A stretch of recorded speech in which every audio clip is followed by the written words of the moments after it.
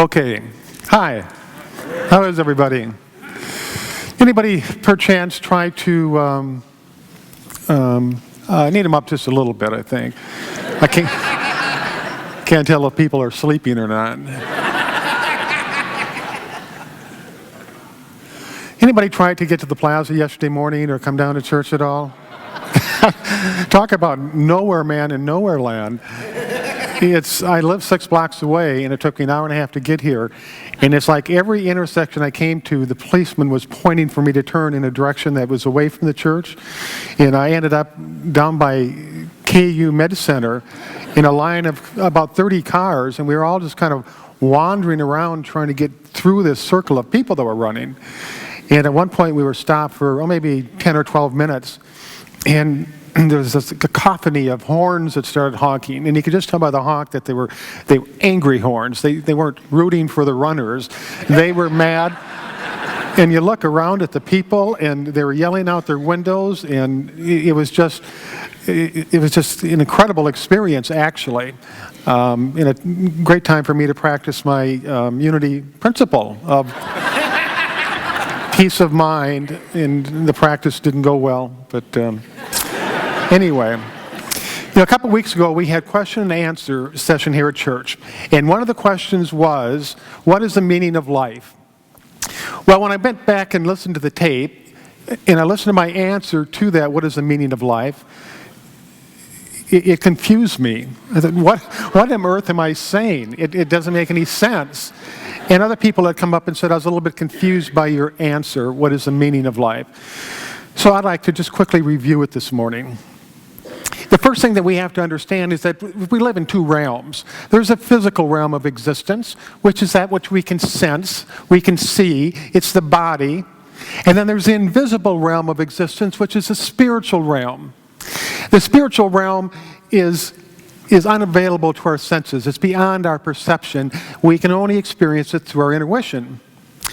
Now, in the beginning, just before the Big Bang, there was nothing of the physical realm. There was just the spiritual realm. But that spiritual realm had 2 definite characteristics. First of all, within that spiritual realm, there was the design, there was the idea, there was the spiritual blueprint for all that could come to be. And the second thing within that spiritual realm, there was potential. It had potential for everything we see and to come forth. Now, since that time until now, everything has come through the spiritual realm of idea or blueprint or design and manifested into the physical. And even if we look at it from a human level, the seat that you're sitting in, that began as the idea in somebody's mind. The clothes that you're wearing, it began in the invisible realm of consciousness in somebody's mind. Everything come forth from the spiritual realm into the physical realm.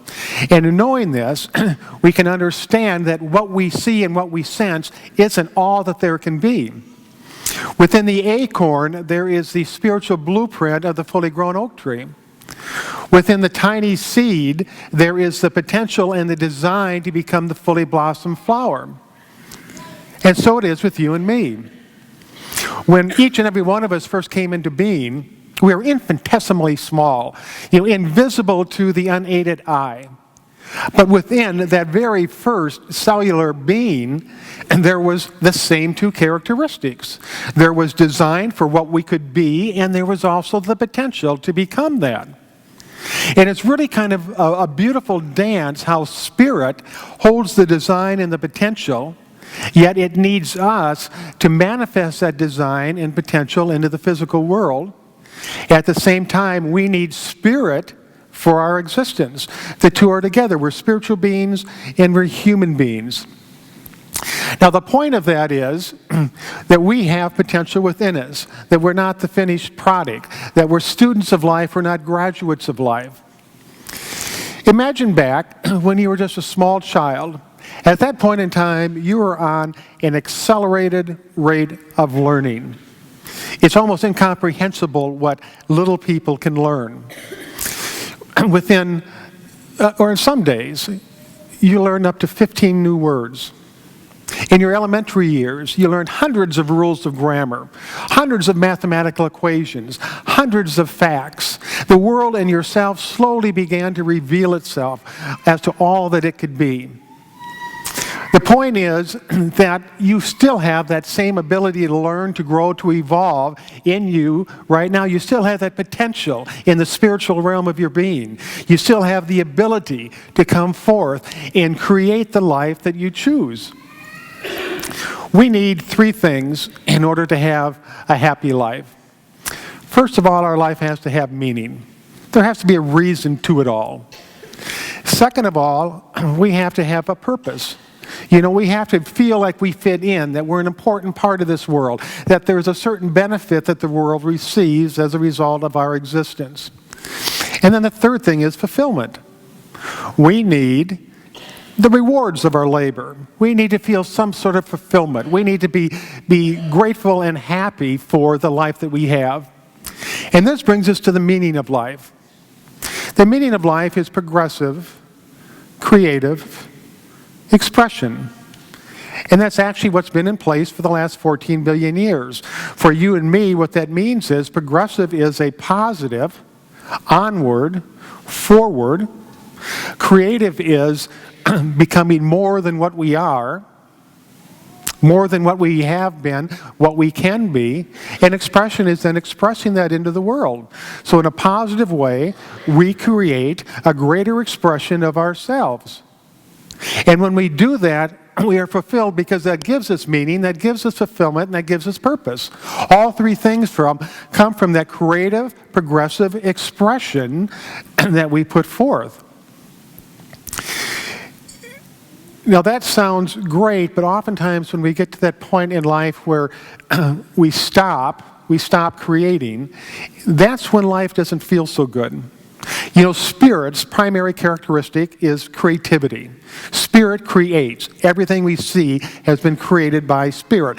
And when I say Spirit, I use that synonymously with God. We are an expression of Spirit. Spirit is the essence of our very being, and therefore one of our primary characteristics is creativity. And when we are creating something, whether it is creating a greater self or creating something in the outer world, creating good for other people, that is the peak of our fulfillment. That feels good. To wake up one morning and go through your day and say that you find physical evidence that you have become greater than you've ever been before, that you have had a breakthrough in your consciousness, that you have done a good deed for somebody that has benefited the world, that you've experienced something that is awesome in a way that just really touched you in your heart, that is the greatest fulfillment we can have. And when we're not doing that, when we run into those points where life just seems to grind down to a halt, and it's like there is no meaning to my life. I don't feel like I have a sense of purpose. And we begin to just trudge through life. Instead of moving down our path in a creative way, we just slowly move through life and where passion and excitement and enthusiasm and fulfillment once were, apathy moves into its stead. Apathy, the feeling of no life. We've all experienced that from time to time. You know exactly what I'm talking about. Sometimes there's short periods, sometimes there's longer periods. But it's just those times when it seems like there is really no reason for my existence.